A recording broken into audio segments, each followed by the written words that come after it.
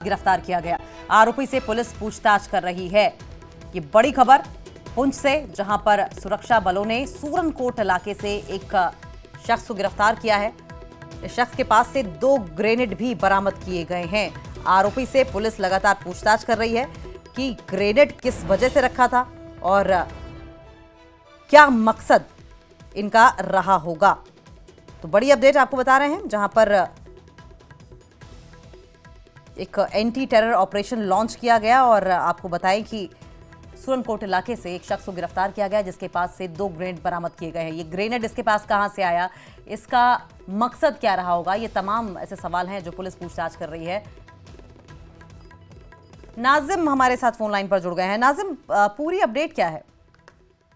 जी अंकिता, अभी आज दिन कुछ सुबह से चल रहा था, सर्च ऑपरेशन चल रहा था और एक नाका स्टैब्लिश किया गया था दुंदक के मकाम पर, जहां पे जॉइंट नाका था जिसमें सीआरपीएफ हो, आर्मी हो और पुलिस हो। उन्होंने नाका स्टैब्लिश किया तो नाके के दौरान एक अफराद पे इनको शक हुआ, जिसके बाद उसकी तलाशी ली गई और उस दौरान उसके पास से 2 ग्रेनेड जो अभी मिले हैं, जो सूत्रों की तरफ से खबर आ रही है। और अभी उसको आर्मी ने और इन्होंने आर्मी जितनी जॉइंट फोर्सेस ने अपने पास रखा हुआ है और इन्वेस्टिगेशन की जा रही है कि इसका क्या मकसद है, किस मकसद के लिए ये ग्रेनेड लेके जा रहा था। जी अंकिता।